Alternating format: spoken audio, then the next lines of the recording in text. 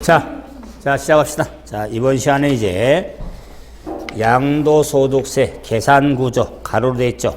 과세표준과 세계산출. 자, 과정 봐보죠.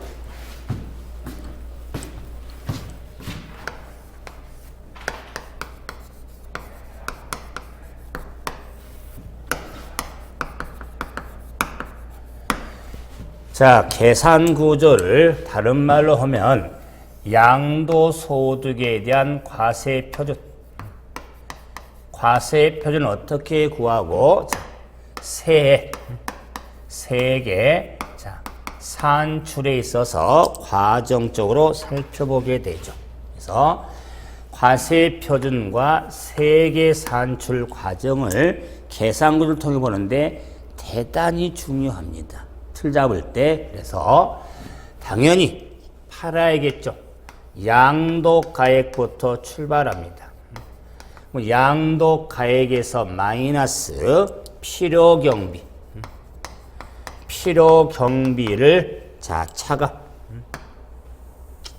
차감해서 양도차익이 나옵니다. 차익. 자, 양도차익을 구한 다음에는 장기보유 특별공제를 뺍니다. 공제를 차감해서 양도소득 금액이 나옵니다.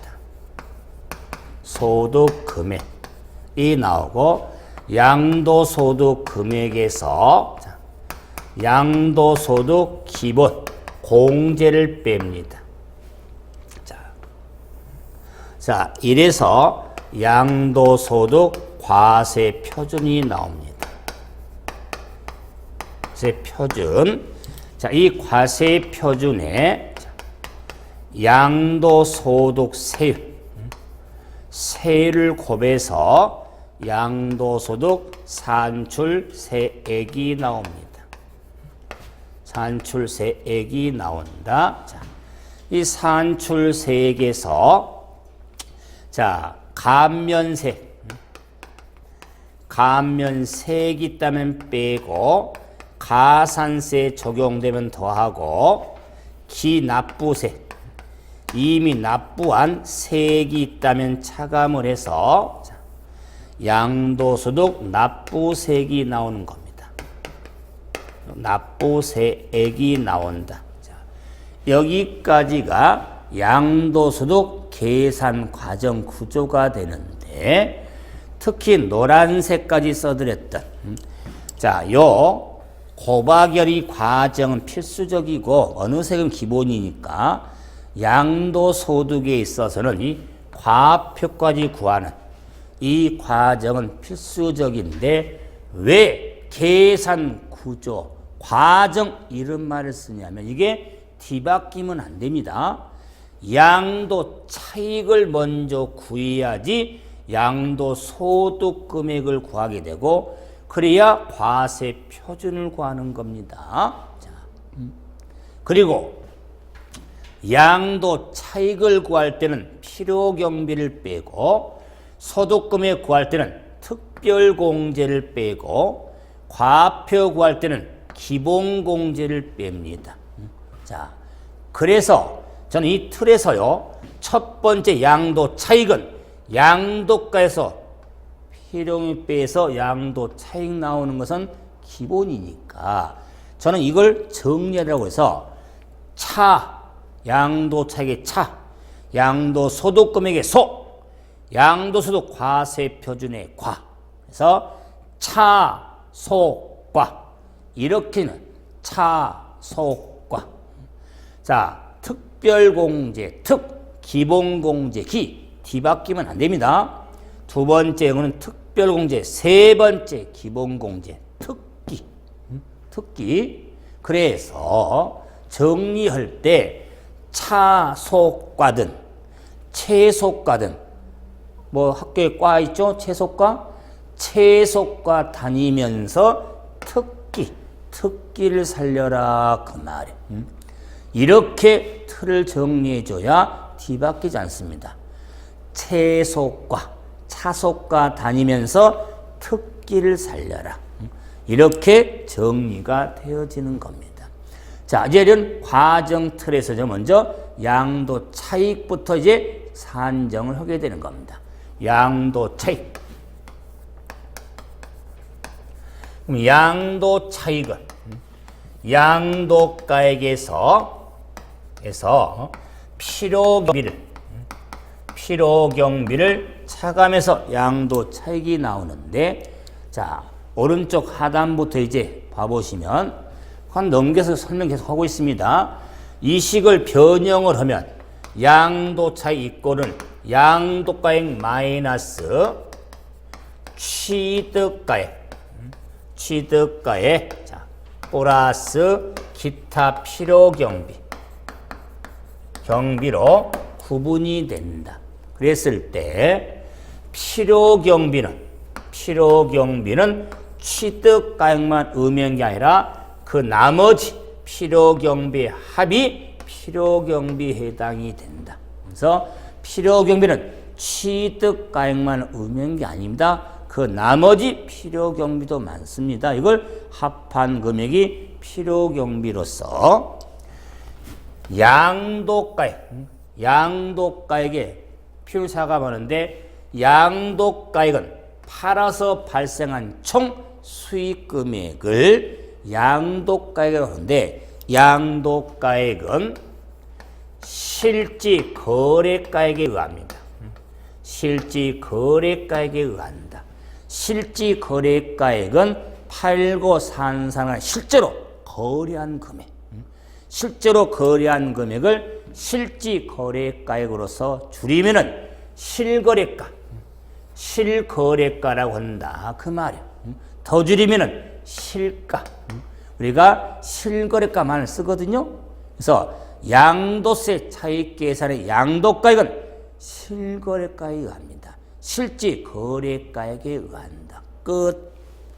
다음 설명이 전에 끝. 양도 차익 산지 양도가액은 실지거래가액에 의합니다. 그런데 실지거래가액이 확인이라든가 허임이 명백해서 인정할 수 없을 경우가 있더라. 자, 그러면 확인할 수 없을 경우에는 추계가 들어갑니다. 추계란 말은 추산해서 계산한 금액이다. 그 말. 이 추계가액이 적용되는데, 추계가액은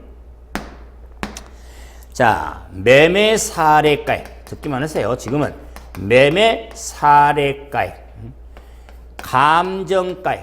감정가액, 기준시가 등에 의해서 적용이 되는데, 이 추계가액은 순서입니다. 순서를 지켜야 됩니다. 그래서 양도가액은 실지거래가액이 하는데, 실지거래가액을 인정할 수 없을 때는 추계가액에 의하는데, 추계가액은 매매 사례, 감정가액, 기준시가 순에 의해서 적용이 된다.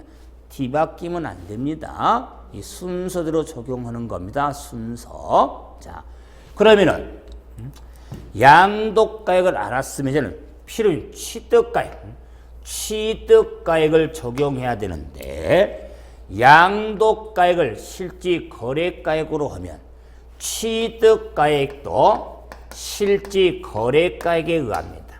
기본이 양도가액 실가라면 취득가액도 실지거래가액에 의합니다. 자, 그러면 이제 취득가액도 이 실지거래가액이 확인이라든가 인정할 수 없을 경우가 있더라. 자, 이럴 경우 역시 추계가액에 의합니다. 추계가액은 역시 매매 사례가액, 감정가액, 환산가액, 기준시가 등에 의하는데, 역시 순서입니다. 순서를 지켜야 된다. 그래서 양도가에게는 세 번째 순서가 없죠. 취득가에게는 노란색인 환산가액의 식이 있습니다. 환산가액. 그래서 매감환기, 매감환기로 순서를 잡아주되. 네. 자, 양도가액은 환산가액이 없다는 거. 그래서 앞으로 정리할 때 매감환기, 매우 심한 감기로 환기가 든다. 환기, 매감환기 이런 추계가액에 의합니다. 그럴 때 그 나머지 필요경비는 취득가액을 실지 거래가액에 의하면은 기타 필요경비는 자본적 지출액, 자본적 지출액하고 양도비가 적용이 되어지는 겁니다. 자본적 지출액은 취득해서 보유할 때까지 지출한 금액을 빼준다 그 말. 자본적 지출에 대해서는. 그리고 팔 때 비용 돈 들어갔죠? 양도비까지 빼주는 걸. 그래서 우리가 자본치는 양도비를 차감해서 이게 기타 필요경비 범위로서 기본서 볼 때 자본적 지출액이 뭐고 양도비가 뭔지 이런 걸 다 구분해 갈 거다 그 말이에요. 자, 그런데 자, 취득가액을 추계로 할 때는 좀 말이 좀 어려워요. 필요경비 계산공제란 게 적용이 되어지는 겁니다. 필요경비 계산공제란 게 적용이 된다. 그래서 자본적 지출액과 양도비는 사고 가지고 팔 때까지 실제로 지출한 금액이라면 필요경비 계산공제는 법으로 정해진 금액만큼을 공제를 받아라. 개괄적으로 계산해서 공제를 하겠다 그 말. 근데 기본적으로 자본적 지출액하고 양도비가 적용이 되려면 취득가액을 실지 거래가액을 적용해야 돼. 계산공제는 추계가 될 때 계산공제가 적용이 돼서 이게 전부 아니거든요. 이제 좀 이게 엇갈린 것들이 좀 있어. 그 후로 설명할 테지만은 그 기본 틀이 양도가액을 실지 거래가액이죠. 그러면 취득가액도 실지 거래가액을 적용한다 그 말이에요. 그 나머지는 자본적 지출액하고 양도비가 적용돼. 이게 기본 틀이야. 그래서 양도가액이 실이면 취득가액도 실, 나머지가 자본적 양도비다 그 말. 그래서 자양. 그래서 우리가 몸이 실실거리면 안 되죠? 실실거리면 자양강장제를 먹어야 된다 그 말이에요. 공부도 체력이잖아요. 그래서 실실거리면 안 되니까 실실거리면 자양강장제. 자양강장 있잖아요. 몸 보양하는 자양강장제.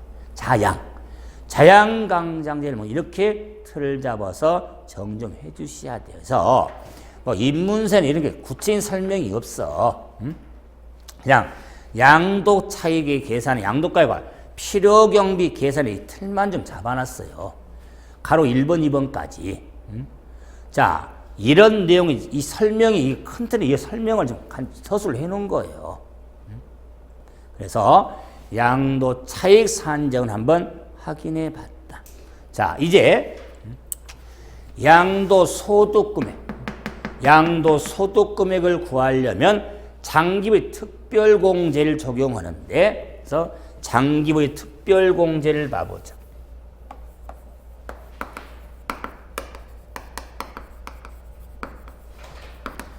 그러면 장기보의 특별공제는 말 그대로 장기 오래 보유하고 있는 자산을 팔았을 때 특별하게 빼주겠다 그 말이에요. 장기보의 특별공제 시험에 정말 자주 나오죠. 양도세 계산 과정의 핵심 중에 하나가 장기보의 특별공제거든. 자, 이럴 때 이 특별공제를 받으려면 적용 요건이 필요합니다. 적용 요건이 토지 건물로서 보유기간 3년 이상인 것 및 조합원 입주권을 팔 때 특별공제를 받을 수가 있습니다. 모든 양도 자산이 아니라 토지 또는 건물로서 보유기간 3년 이상인 것 및 조합원 입주권에 대해서 특별공제가 적용이 됩니다. 그런데 이 특별공제에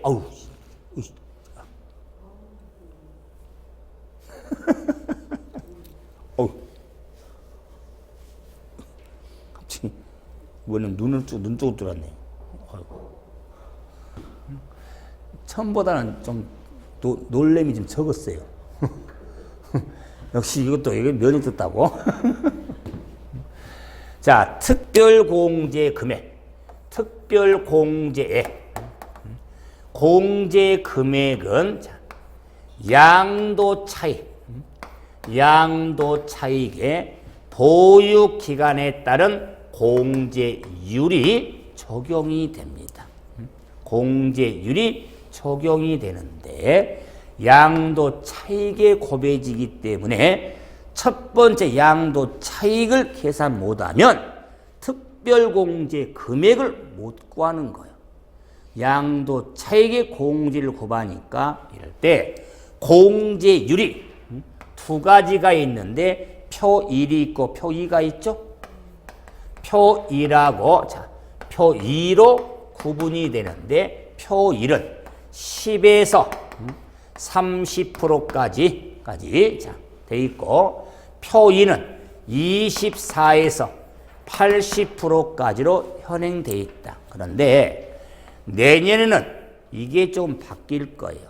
예상이 되는데 그래서 아직 법률이 개정이 안 됐으니까 저는 원래 2014년부터 바뀌려다가 1년 유예시킨 게 있거든요. 그래서 내년은 조금 더 낮춰있는 기본은 10에서 30%짜리하고 24에서 80%짜리인데 24에서 80%짜리는 과세되는 1세대 1주택에 해당될 경우에 비과세를 못 받은 경우에 대해서 과세를 1주택 하면 대표로 고가주택이 있는 겁니다. 이런 고가주택을 팔았을 때는 비과세가 안 되거든요. 근데 특별공제만큼은 조금 더 해줍니다. 그래서 내년부터는 좀 줄이려고 하고 있으니까. 그래서 이렇게 정리합니다. 표 1은요, 3년 이상의 기본 요건이 함께 3년 이상 4년 미만 1년 단위로 펴보세요. 1년 단위로 세분화되어 있습니다. 1년 단위로 세분화돼서 10년 이상이면 30%거든요. 표 1이 10년 이상이면 80%거든요. 두 번째 칸에 보면 그랬을 때 표 1은 매년 3%씩 늘어납니다. 간격이. 표 2는 매년 8%씩 차이가 납니다. 현행. 그래서 저는 3%씩 8%에서 3, 8은 24 이렇게 틀을 구분해 난 겁니다. 네, 올해까지는 예상은 3, 8, 24인데 제가 예상 내년부터 개정안에 보면 3, 8이 아니라 3, 6, 18 이건 똑같고 이게 매년 6%씩 6%에서 18%부터 시작한다. 그 말이에요. 3, 6, 18 기간 똑같은데 그래서 10년 이상이면 60% 그래서 좀 더 낮춰줄 생각이거든요. 그래서 지금 개정이 되면 더 확인하는데 이 공제율만 차이가 있지 경우는 개정처는 똑같아요. 근데 만약 이런 또 개정이 되면은 또 유용성이 많습니다.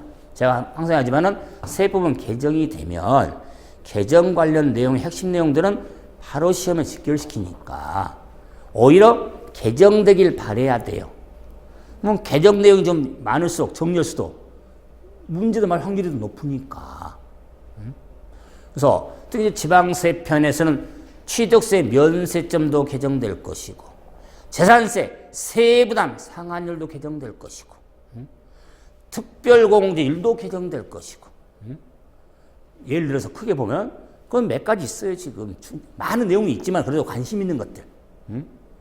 그래서 아마 정리해서 아마 1월 달에 기본소 수업 볼 때는 100% 반영이 될 겁니다. 기본소에 많이 반영이 안 됐어도 이미 저는 개정 내용을 아니까 내용이 나왔을 때 바로 개정 숙지를 바로 해드릴 거예요. 그리고 빠른 시일에 제가 자료 드릴 것이고 개정 부분을 이렇게 정정 개정 비교표 만들어가지고 자료를 또 프린트로 드릴 거다. 그 말이에요.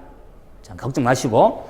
자, 그럼 이제는 이런 특별공제에 있어서 자, 특별공제 제외 토지 건물 3년 넘어서 조합 입주권이 할지라도 특별공제를 못 받은 경우가 있습니다. 경우가 두 경우가 있는데 비사업용 토지라든가 미등기 양도자산은 특별공제 냄새 맡지를 못합니다.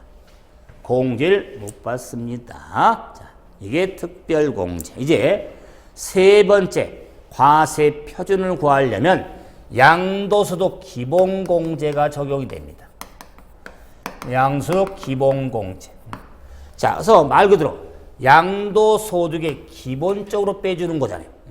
이 기본공제에 대해서는 양도소득이 있는 거주자별로 해서 소득별로 적용이 되는데 그 소득별이 저는 빨간색 덩어리하고 노란색 덩어리로 구분이 됩니다.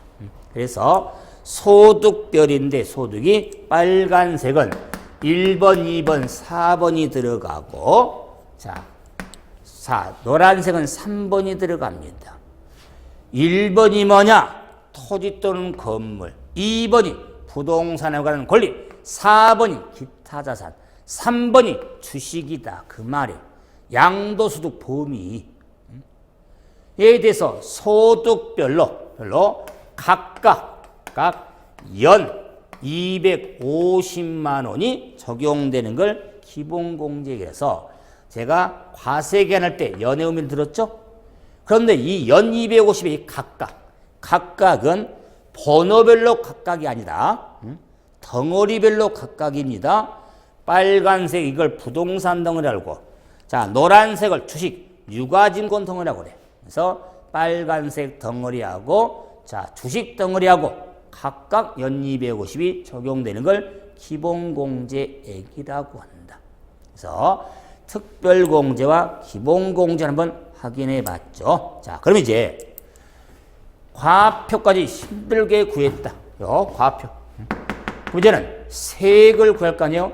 세액을 구하려면 양도소득 세율을 적용해야겠죠. 자.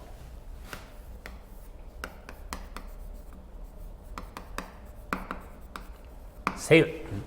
그럼 양도소득 세율에 있어서는 자, 세율의 구조가 차등 비례세율과 초과 누진세율 구조에 있어서 양도소득세율은 차등 비례세율, 초과 누진세율이 구분해서 적용이 됩니다. 그럴 때 양도소득세율의 초과 누진세율은 5단계로 되어 있는데 6에서 38%까지 5단계 초과 누진세율 구조로 되어 있습니다. 그래서 양도소득세 초과 누진세율은 종합소득세율하고 똑같습니다. 과표 구간도 똑같고 세율도 똑같습니다. 자, 이럴 때 양도소득세율에 있어서 자, 1번이 토지 또는 건물이었고 2번이 부동산에 관한 권리였고 3번이 주식이었고 4번이 기타 자산인데 자, 다시 보세요.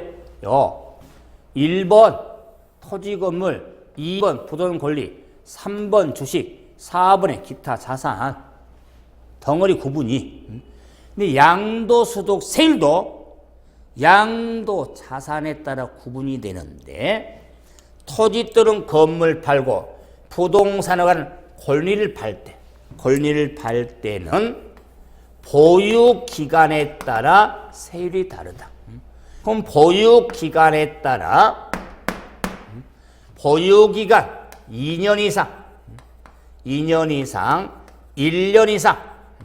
2년 미만, 1년 미만으로 구분이 된다.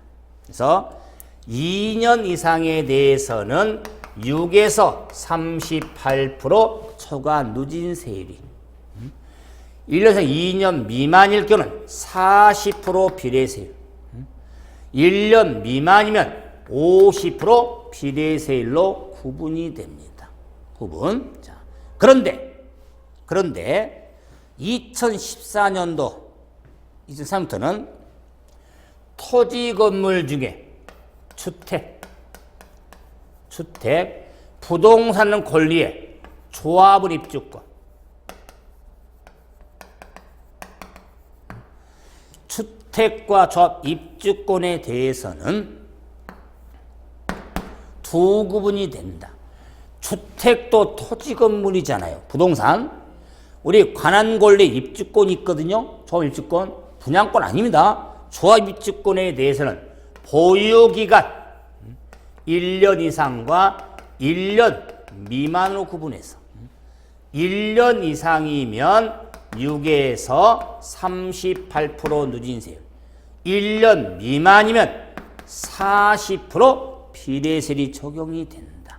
그래서 자, 이 지금 세율은 2014년도 개정 내용이 있는데 2014년 우리 시험 25회 때 출제가 안 됐어.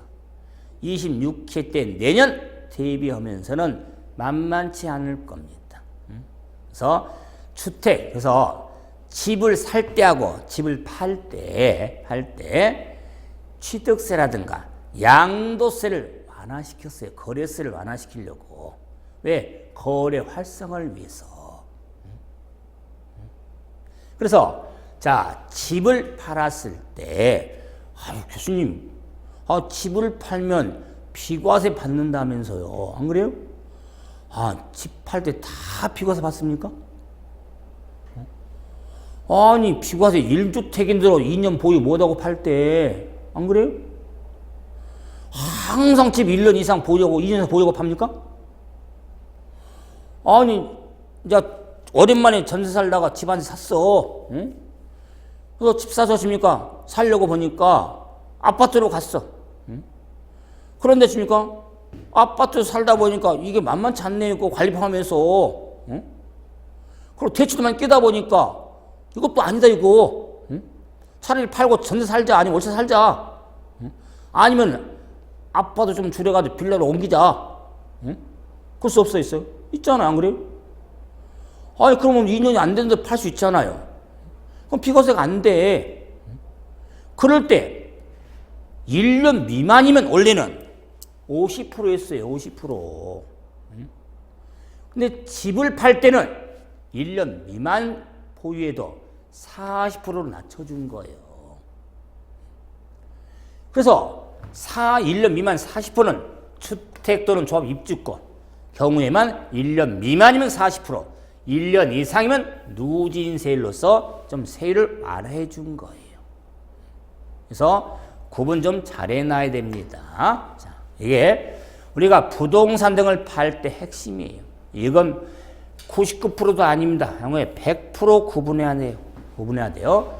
그럼 예를 들어서 상가를 팔잖아요. 상가를 팔면 보유기간 1년 미만이었다면 50%고 1년 2년 미만이면 40%고 2년 이상이면 누진세율이 된다.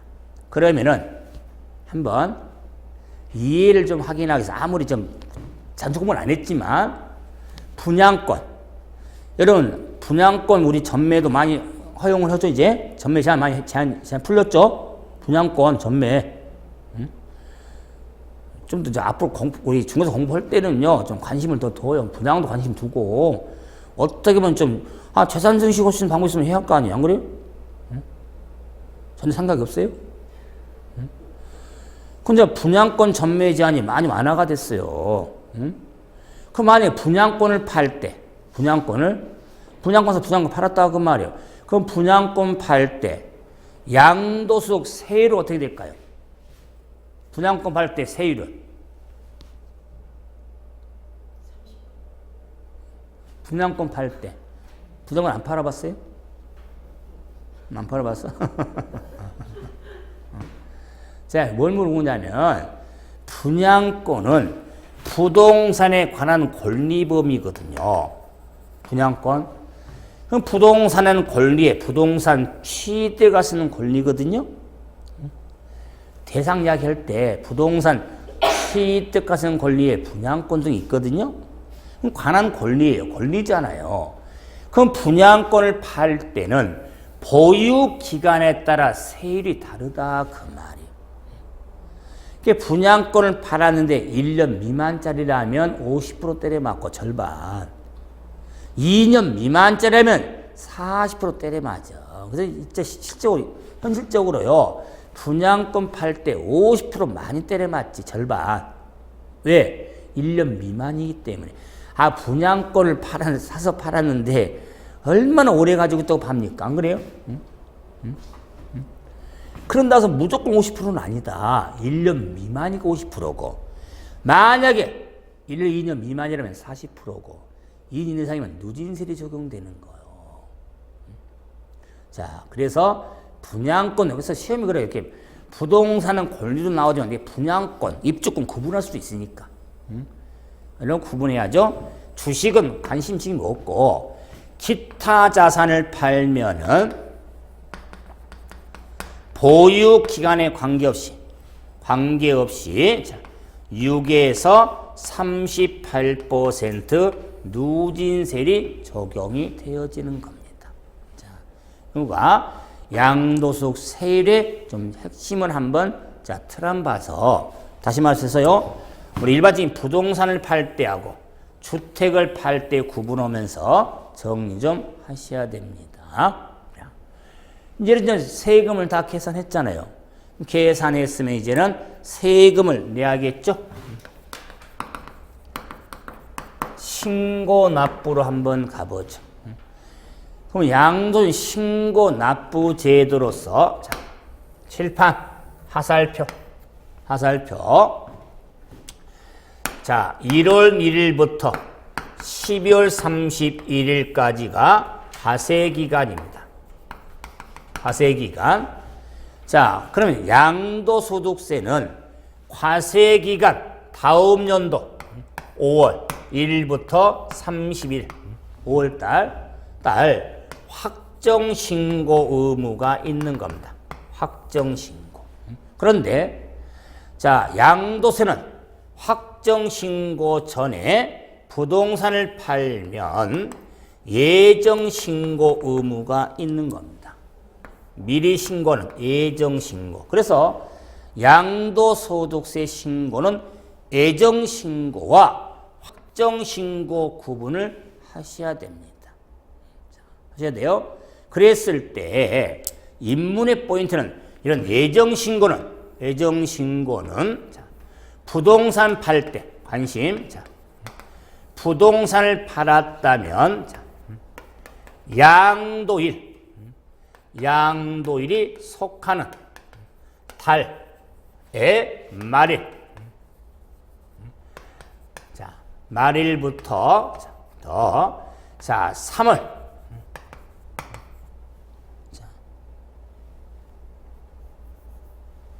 갑자기 제가 무슨 예정신고는 3개월 이내에 2개월.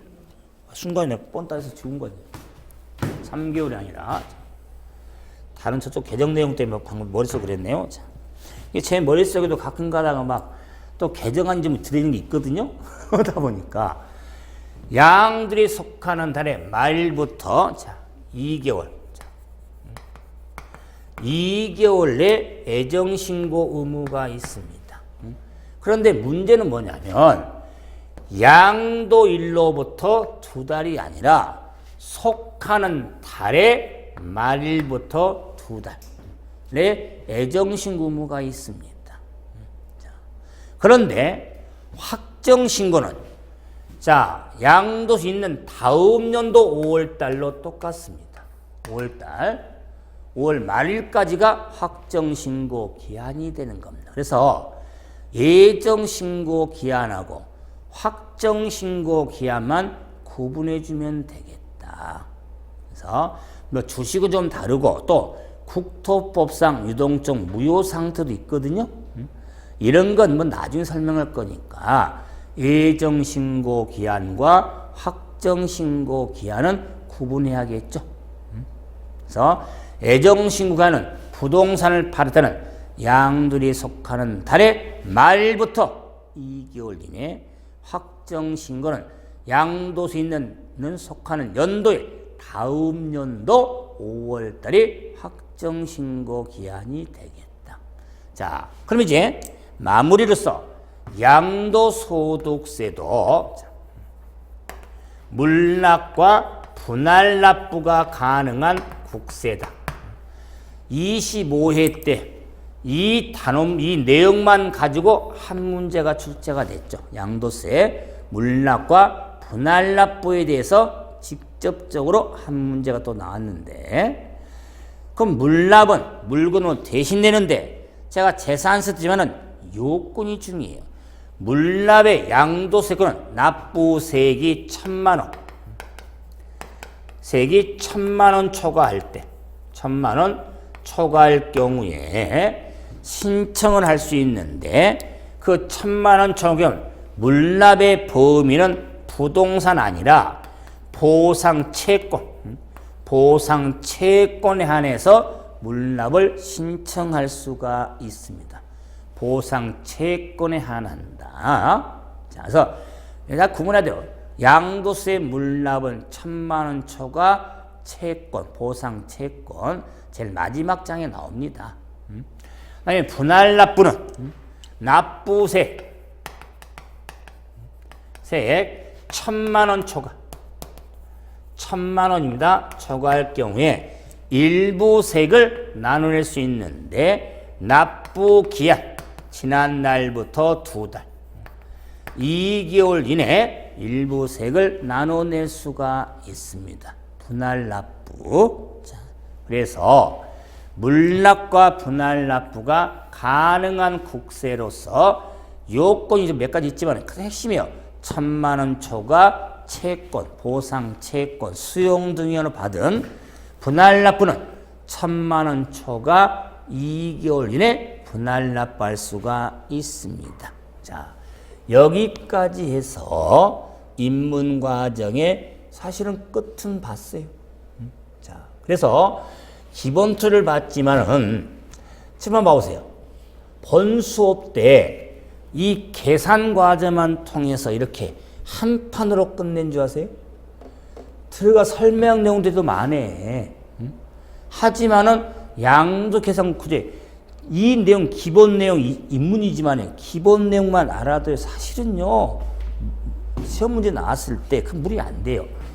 이제 설명을 더 하고 막 내용은 들어가는 게 있지만은 항상 기본 틀에 양도 차익 과정, 양도 소득 금액 과정, 과표 과정, 세액 과정, 신고 납부까지 내용들은 딱 정리를 할 때, 그래서 제가 요 차속과 특기를 살린다. 이걸 딱 틀을 안 잡아주면, 그리고 실제로 자료 주어지고 과세편이 얼마이냐, 차익이 얼마냐 계산도 해봐라 그 말이야. 계산 과정이니까 실제로 이 규정에 따라 계산도 하는 문제 자주 나오지. 세법은 계산 문제 거의 한 문제 나오거든요. 한 문제 나오는데 25회 때는 여기서 나온 거야. 이거. 개정 내용으로서 한산가액과 계상군이 합계액이 자양강장제 금액보다 이게 작을 수가 있어. 그때는 자양강장제를 필요경비도 할 수 있거든. 그걸 이용해서 양도 차익이 얼마인지 이게 25회 때 계산형 기출문제가 돼요. 이런 거 다 확인하면서 정리를 하게 되는데 항상 차속과 특기를 한다. 이걸 잡아놓고 정리하시고 이제 1월 달부터는 기본소 과정에 좀 시간도 더 많이 할애하면서 이제 내용 정리해서 1월, 2월, 3, 4월까지는 거의 기본 과정이에요. 이제 5, 6월 달엔 좀 심화 과정이 되겠죠? 근데 기본 과정을 전제를 하면서 반복, 그러면 인문 과정 특히 세법 들은 내용들이 상당 부분이 반복이 될 거 아니에요. 그래서 제가 오늘 들어 인문 과정 한번 들으신 분은 만약 1월 달에 공부를 처음 오신 분들은 정말 1월 달에 힘들어 할 거예요. 근데 여러분은 한번 들은 게 있다고 해서 또 끝을 한번 봤잖아요. 그래서 좀 정리하는 좀 도움이 될 겁니다. 그럼 이제 1월 달에 기본소 과정서 뵙도록 하겠습니다. 마치겠습니다.